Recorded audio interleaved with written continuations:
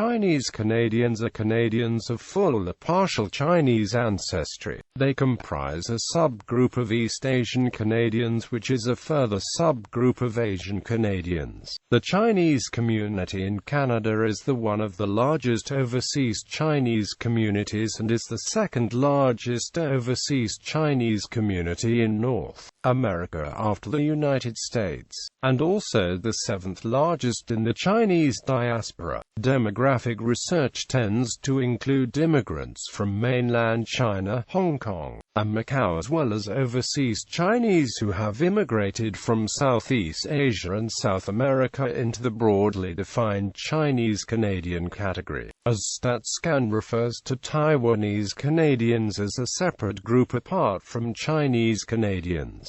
Canadians of Chinese descent, including mixed Chinese and other ethnic origins, make up about 4% of the Canadian population, or about 1.3 million people as of 2006. The Chinese Canadian community is the largest ethnic group of Asian Canadians, consisting approximately 40% of the Asian Canadian population. Most of them were concentrated within the provinces of Ontario and British Columbia, the five metropolitan areas with the largest Chinese Canadian populations of the Greater Toronto Area, Metro Vancouver, Greater Montreal, Calgary region, and the Edmonton Capital Region. History. Pre-19th century. The first record of Chinese in what is known as Canada today can be dated back to 1788. The renegade British captain John Meares hired a group of roughly 70 Chinese carpenters from Macau and employed them to build a ship, the Northwest America, at Nootka Sound, Vancouver Island, British Columbia. This was then an increasingly important but disputed European outpost on the Pacific coast, which, after Spanish seizure, was abandoned by Meares, leaving the eventual whereabouts of the carpenters largely unknown.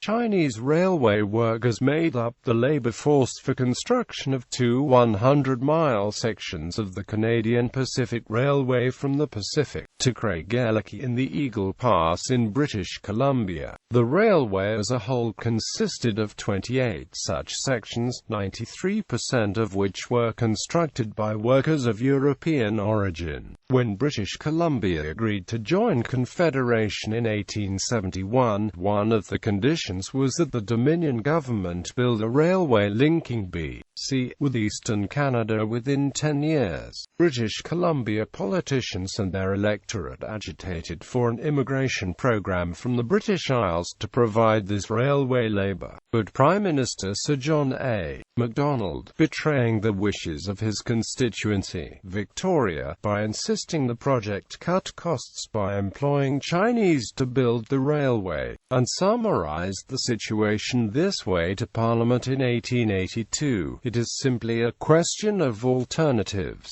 Either you must have this labour or you can't have the railway."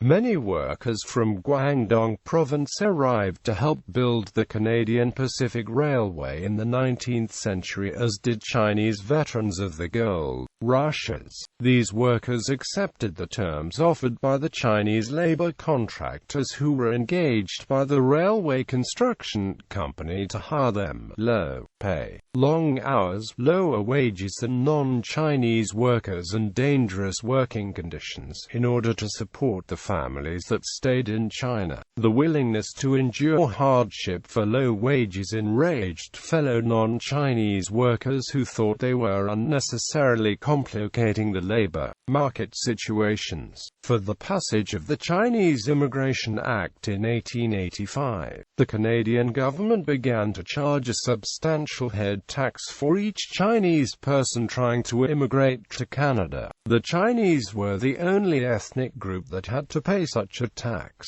20th century. In 1923, the federal Liberal government of William Lyon Mackenzie King banned Chinese immigration with the passage of the Chinese Immigration Act of 1923. although numerous exemptions for businessmen, clergy, students and others did not end immigration entirely. With this act, the Chinese received similar legal treatment to blacks before them, who Canada also had specifically excluded from immigration on the basis of race. If Section 38 of the Immigration Act called blacks unsuitable for Canada, during the next 25 years, more and more laws against the Chinese were passed.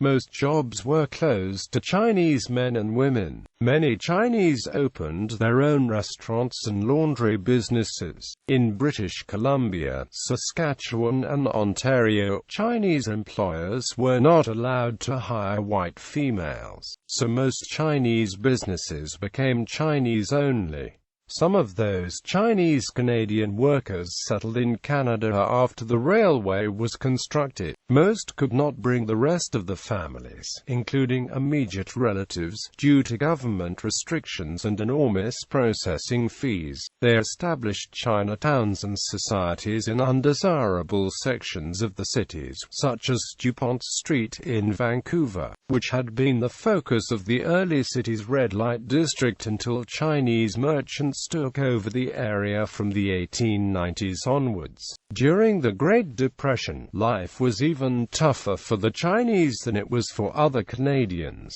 In Alberta, for example, Chinese Canadians received relief payments of less than half the amount paid to other Canadians. And because the Chinese Exclusion Act prohibited any additional immigration from China, the Chinese men who had arrived earlier had to face these hardships alone, without the companionship of the wives and children. Census data from 1931 shows that there were 1,240 men to every 100 women in Chinese Canadian communities. To protest the Chinese Exclusion Act, Chinese Canadians closed their businesses and boycotted Dominion Day celebrations every July 1st, which became known as Humiliation Day by the Chinese Canadians. Canada was slow to lift the restrictions against the Chinese Canadians and grant them full rights as Canadian citizens, because Canada signed the United Nations Charter of Human Rights at the conclusion of the Second World War. The Canadian government had to repeal the Chinese Exclusion Act, which contravened the UN Charter. The same year, 1947, Chinese Canadians were finally granted the right to vote in federal elections. However, it took another 20 years until the points system was adopted for selecting immigrants, for the Chinese to begin to be admitted under the same criteria as any other applicants. After many years of organized calls for an official Canadian government public apology and redress to the historic head tax,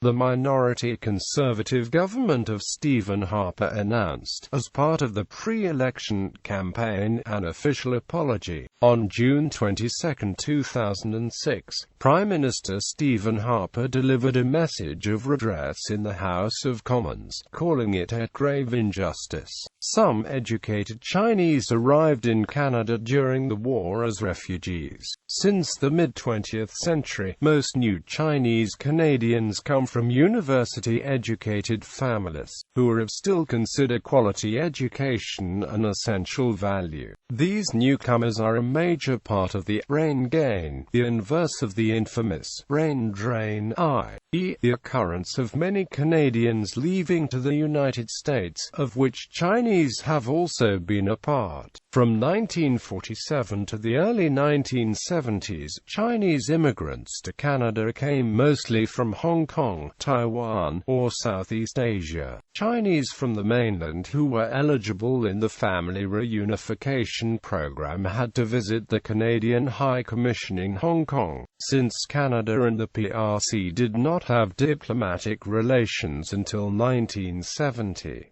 For the late 1980s, an influx of Taiwanese people immigrated to Canada, forming a group of Taiwanese Canadians. They settled in areas such as Vancouver, British Columbia, and to the adjacent cities of Burnaby, Richmond, and Coquitlam. There was a significant influx of wealthy Chinese entrepreneurs from Hong Kong in the early and mid-1990s before the handover of Hong Kong to the People's Republic of China. Canada was a preferred location, in part because investment visas were significantly easier to obtain than visas to the United States. Vancouver, Richmond, and Toronto were the major destinations of these Chinese. During those years, immigrants from Hong Kong alone made up to 46% of all Chinese immigrants to Canada. After 1997, a significant portion of Chinese immigrants chose to move back to Hong Kong, some of a more permanent nature, after the dust of the handover was settled and fears of a communist takeover turned out to be unnecessary. 21st century. In the 21st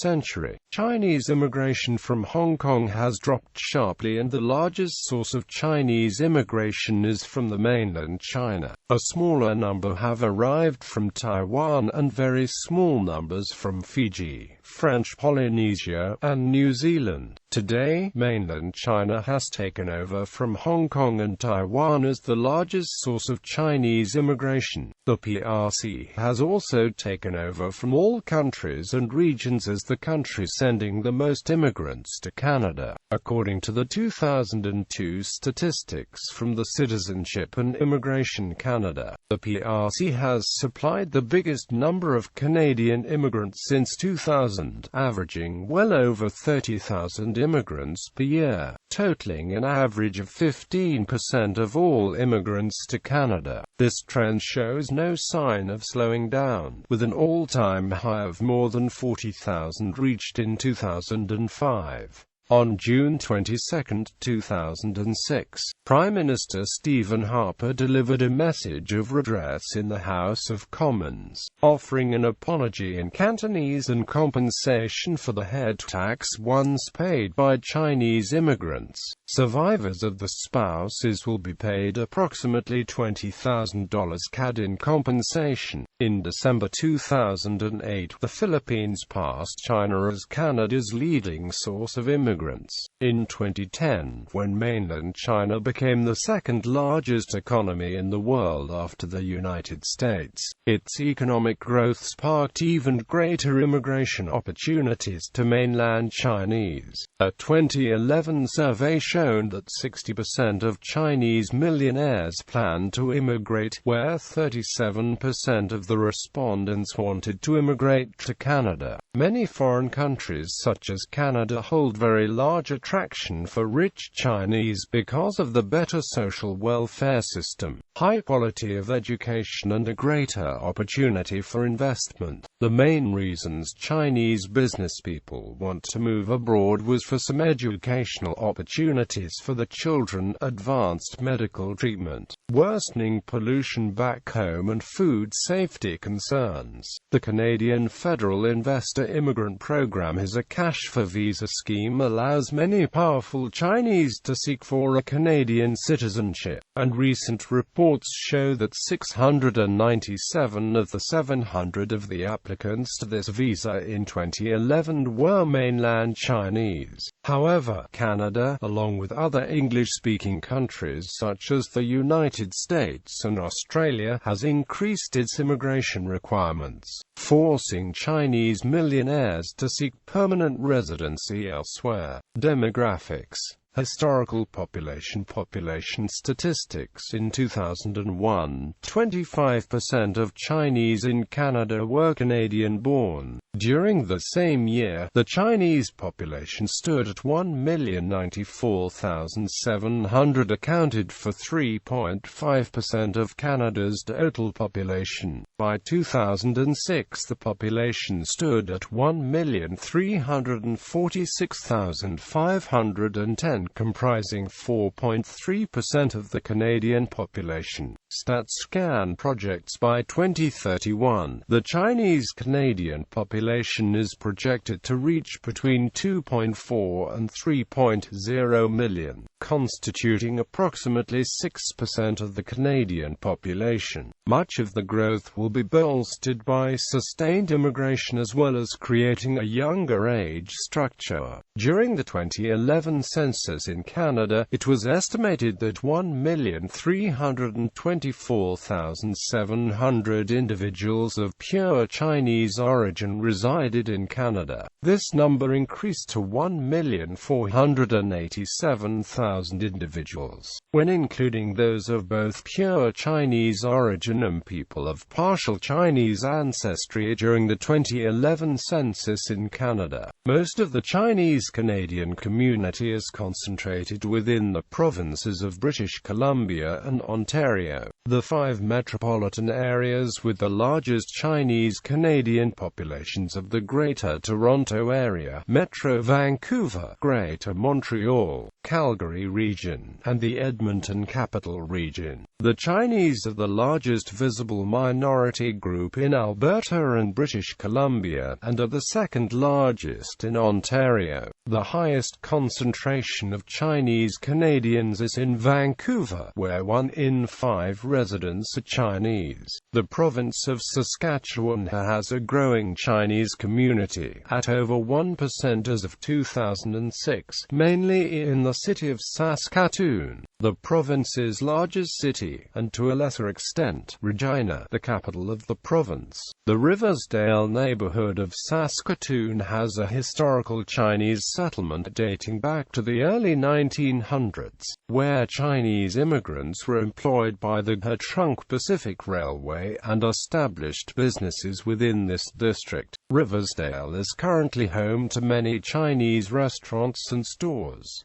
Chinese are the largest visible minority group in Saskatchewan. The Chinese Canadian population, according to Statistics Canada in the 2011 census, in the 10 Canadian provinces and 3 territories, Canadian metropolitan areas with large Chinese populations. List of Canadian census subdivisions with Chinese populations higher than the national average. Source: Canada 2011 census. National average 4.5%. Alberta, Calgary, Edmonton, British Columbia, Richmond, Greater Vancouver, Burnaby, Vancouver, Coquitlam, West Vancouver, Port Coquitlam, Port Moody, New Westminster, Saanich, Surrey, Delta, North Vancouver, Ontario, Markham, Richmond Hill, Toronto, Mississauga, Waterloo, Vaughan, Quebec, Brossard, Kirkland. Language. In 2001, 87% of Chinese reported having a conversational knowledge of at least one official language, while 15% reported that they could speak neither English nor French.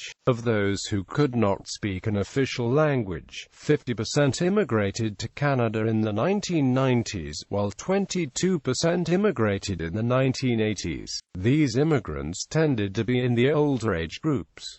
Of prime working-age Chinese immigrants, 89% reported knowing at least one official language. In 2001, collectively, the varieties of Chinese are the third most common reported mother tongue after English and French. 3% of the Canadian population, or 872,000 people, reported the Chinese language as the mother tongue, the language that they learned as a child and still understand. The most common Chinese mother tongue is Cantonese. Of these people, 44% were born in Hong Kong, 27% were born in Guangdong Province in China, and 18% were Canadian-born. The second most common reported Chinese mother tongue was Mandarin. Of these people, 85% were born in either mainland China or Taiwan, 7% were Canadian-born, and 2% 5% were born in Malaysia. There is some evidence that fewer young Chinese Canadians are speaking the parents' and grandparents' first language. However, only about 790,500 people reported speaking Chinese at home on a regular basis, 81,900 fewer than those who reported having a Chinese mother tongue. This suggests some language loss has occurred, mainly among the Canadian-born who learned Chinese as a child, but who may not speak it regularly or do not use it as the main language at home. Immigration.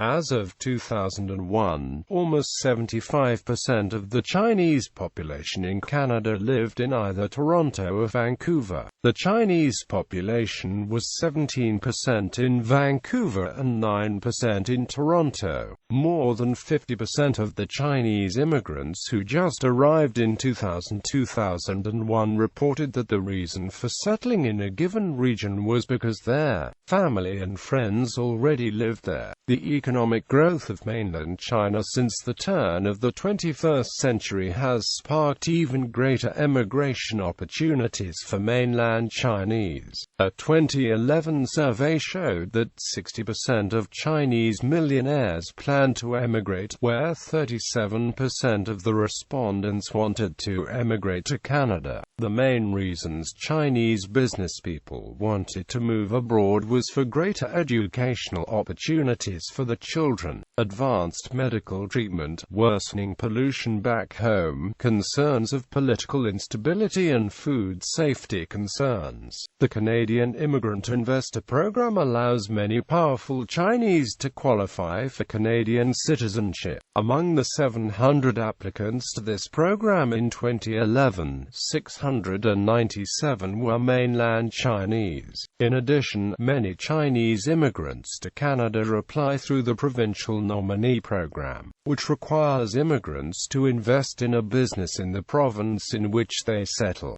Socioeconomics. In 2001, 31% of Chinese in Canada, both foreign-born and Canadian-born, had a university education, compared with the national average of 18%. Of prime working-age Chinese in Canada, about 20% were in sales and services, 20% in business, finance, and administration, 16% in natural and applied sciences, 13% in management, and 11% in processing, manufacturing, and utilities. However, there is a trend that Chinese move towards small towns and rural areas for agricultural and agri-food operations in recent years. Chinese who immigrated to Canada in the 1990s and were of prime working age in 2001 had an employment rate of 61%, which was lower than the national average of 80%.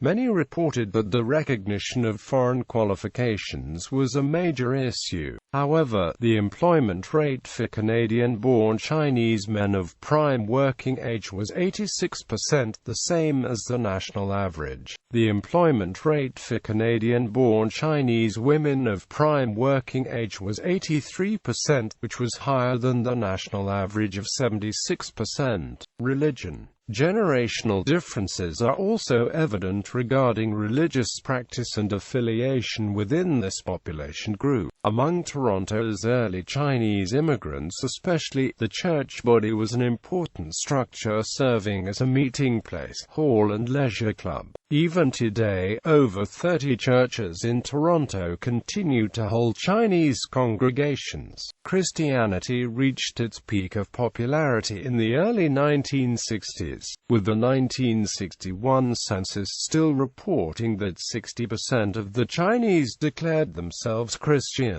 Over the following 40 years, Christianity has been steadily declining both among Canadian-born Chinese and new immigrants. Religiously, the Chinese Canadian community is different from the rest of the population in that the majority of Chinese Canadians do not report a religious affiliation. Although a According to a demographic analysis in 2010, 672,000 Chinese Canadians practiced the Chinese folk religion. In 2001, 56% of Chinese Canadians aged 15 and over said that they did not have any religious affiliation, compared with the national average of 17%. As a result, Chinese Canadians make up 13% of all Canadians who did not report a religious affiliation, despite making up 4% of the population. Among Chinese Canadians, 14% were Buddhist, 14% were Catholic, and 9% belonged to a Protestant denomination. Media. Canadians of Chinese origin have established a presence in the Canadian media scene, spearheading several Chinese-language media outlets in Canada. A number of daily and weekly Chinese newspapers are printed and distributed throughout Canada. Mingpao Daily News, owned by the Mingpao Group, has a pro-China view. Other newspapers in the Chinese news media market in Canada include the Canadian edition of The Epoch Times,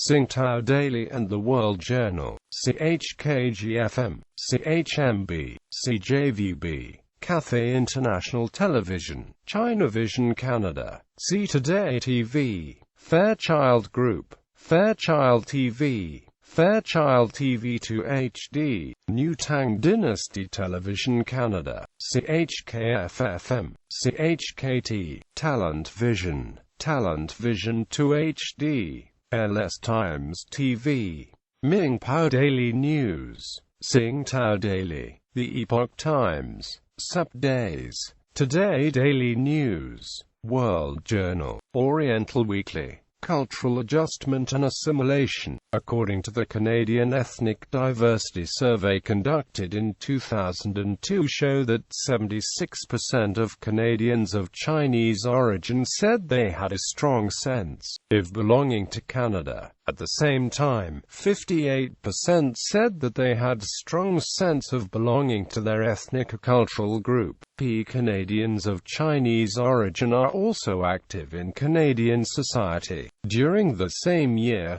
64% of Chinese Canadians who were eligible to vote reported doing so in the 2000 federal election, while 60% said they voted in the 1996 provincial election. At the same time, about 35% reported that they had participated in an organization such as a sports team, a community association, in the 12 months preceding the survey. Concurrently, though, over 1 in 3 Canadians of Chinese origin reported that they had experienced discrimination, prejudice, or unfair treatment based on their ethnicity, race, religion, language, or accent in the past 5 years, or since they came to Canada. A majority of those who had experienced discrimination said that they felt it was based on the race or skin color, while 42% said that the discrimination took place at work or when applying for a job or promotion. The majority of Canadian-born Chinese during the 1970s and 1980s were descended from immigrants of Hong Kong and southern China, and more recently from mainland Chinese immigrants since the 1990s. Canadians of Chinese origin born in Canada who have mostly assimilated into Canadian culture or mainly self-identify themselves as solely Canadian, while others primarily self-identify themselves as a mixture of the being both Chinese and Canadian. In Canada, strong feelings of ethnic heritage is bolstered by the clustering of immigrant communities in large urban centers, as many Canadians of Chinese extraction, especially new immigrants, have a proclivity to associate nearly exclusively with their ethnic compatriots due to unfamiliarity with a new culture. Nonetheless, many Canadians of Chinese origin who have assimilated into Canadian society society are more open and have chosen to seek associates outside the Chinese community, toward more multicultural groups of friends and associates from a mosaic of different ethnic and ancestral backgrounds due to Canada's strong emphasis on diversity and multiculturalism. Much of the community take on both old and new social and cultural traditions and values passed on from generation to generation. Culturally, many Canadians of Chinese background who were born in China and immigrated to Canada in the late childhood years are brought up with a more Confucius-style upbringing, with families emphasizing respect for elders, academic achievement, kinship, and taking care of the parents when they're old. Canadians of Chinese origin, particularly the second generation and beyond, have more liberal parenting beliefs, are raised with a more Western-style upbringing, and embrace more modern Western and Canadian values and traditions such as environmental sustainability and stewardship of the earth, individualism, humanitarianism, equality, fairness, freedom, rule of law, commitment to social justice, and respecting cultural differences as well as respect for all individuals in society. Notable Chinese Canadians.